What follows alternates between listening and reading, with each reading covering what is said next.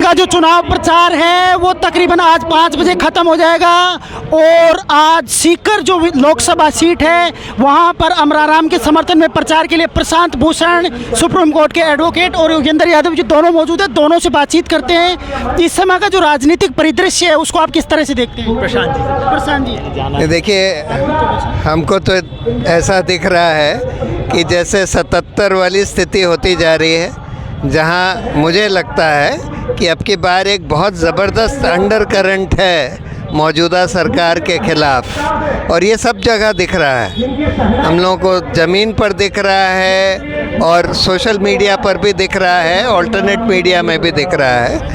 तो मुझे लगता है कि अब की बार 400 पार क्या, हमें तो लगता है 200 के भी नीचे रह जाएंगे। तो जो बीजेपी जो नैरेटिव फैला रही है, जो BJP is Modi, Modi is BJP, वो तो हो चुका है। उसका क्या फायदा मिलेगा या नुकसान होगा उनको? उसका नुकसान होगा, क्योंकि एक आदमी के ऊपर केंद्रित रखना और वो आदमी जो कि बिल्कुल झूठा साबित हो रहा है और रोज़ उसके ऐसे थके हुए भाषण आ रहे हैं, इससे नुकसान ही होगा। इसके अलावा जो 2 सीएम आपके साथी अरविंद केजरीवाल और जो झारखंड के सीएम है हेमंत सोरेन, दोनों इस वक्त जेल में हैं, उस पर क्या कहना चाहेंगे? केंद्र सरकार किस तरह से एजेंसियों का दुरुपयोग कर रही है? ये सरकार तो पूरी एजेंसियों का दुरुपयोग करके अपने जो विपक्ष के लोग हैं उनको अरेस्ट करती जा रही है, उनको उनके अकाउंट फ्रीज करती जा रही है, और सारी संस्थाएं तो उन्होंने अपने हाथ में ले ही ली हैं, इलेक्शन कमीशन और मीडिया वगैरह।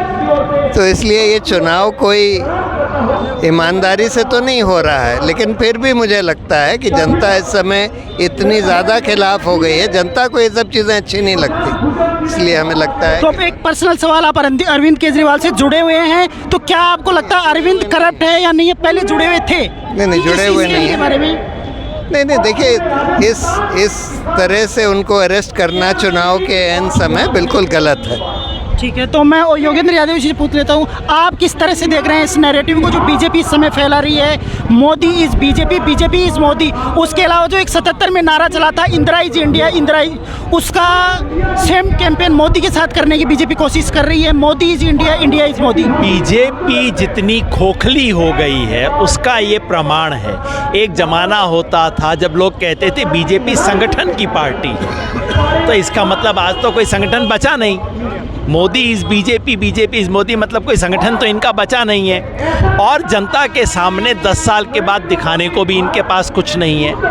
देखिए, आज से 5 साल पहले आप मोदी बोल देते थे, सारी चर्चा ख़त्म हो जाती थी। आज कोई चर्चा नहीं ख़त्म होती। आज लोग कहते हैं वो तो ठीक है, बेरोज़गारी का बताओ, ये अग्निवीर का बताओ, महंगाई की बात बताओ, किसान का क्या हाल है वो बताओ, और इनके पास उसका कोई जवाब नहीं है। और ये 400 वाली 420 जनता समझ गई है। तो बीजेपी ने अभी जो 10 गारंटियों की बात करी है उसमें स्वास्थ्य की कोई बड़ी बात नहीं है, शिक्षा की कोई बड़ी बात नहीं है। राजस्थान में एक बड़ी तगड़ी स्कीम चली थी हेल्थ को लेकर, ओबामा केयर फेल हो गया, लेकिन वो राजस्थान में एक सक्सेसफुल स्कीम रही थी। तो आप कांग्रेस की तरफ से क्या देखते हैं, स्वास्थ्य में वो क्या इतना बड़ा करने जा रहे हैं तो उनको जनता चुने? देखिए, कांग्रेस वाली बात तो कांग्रेस वाले खुद बोलेंगे। मैं सिर्फ इतना कहता हूँ, बीजेपी का सारा मैनिफेस्टो क्या है, हमने अच्छा काम किया है और भी करेंगे, बस एक बात नहीं कहते भाई तुम स्वास्थ्य में क्या करोगे। जब राजस्थान में 25 लाख की योजना लागू हो चुकी है, तब आप कह रहे हो 50 लाख कर दिया था उसको। अब वो कह रहे हो कि हम 5 लाख की लागू करेंगे, उसके जवाब में क्या मजाक है ये। और वो भी जो जिनकी एज 70 साल हो गई उनके बारे में। किसान पे आपको क्या कहना है, MSP पे क्या कहना है, एक शब्द बोलने को तैयार नहीं है, क्योंकि इनके पास एक शब्द बोलने को नहीं है। ये बात देश को पता लग गई है, और मैं समझता हूँ यहाँ सीकर से खास तौर पे आपके माध्यम से सीकर के वोटर को मैं विशेष अपील करना चाहता हूँ। मैं खास तौर पे सीकर इसलिए आया कि जब किसानों ने ऐतिहासिक लड़ाई लड़ी दिल्ली के मोर्चे पे, उस वक्त जो शाहजहाँपुर का मोर्चा जिसकी जिम्मेवारी मुझे दी गई थी, उसके सेनापति थे अमराराम जी, और जिस ईमानदारी से, जिस हिम्मत से, जिस समझबूझ से अमराराम जी ने वो चलाया, उसके लिए मैं सीकर की जनता से हाथ जोड़ के मांगता हूँ कि वो आवाज़ अब लोकसभा में आनी चाहिए। ये हक बनता है, अधिकार बनता है, और पूरे देश के लाखों कार्यकर्ता 4 तारीख को ये देखेंगे कि सीकर में क्या हुआ। अमरा राम जी का क्या रिजल्ट आया। उन्हें निराश मत करना, ऐसे वोट से जिता के भेजना कि लोगों को समझ आ जाए जो किसानों के साथ खड़ा होगा वही संसद में जाएगा। तो अभी जैसे बीजेपी जो न्यूज चैनल्स हैं वो उसके अलावा जो सर्वे जारी कर रहे हैं उसमें उनका टारगेट ये रहता है, वो राजस्थान से 25 की 25 दे देते हैं, लेकिन वो जो आंकड़ा पूरा करते हैं वो 375 370 के आसपास ले जाते हैं।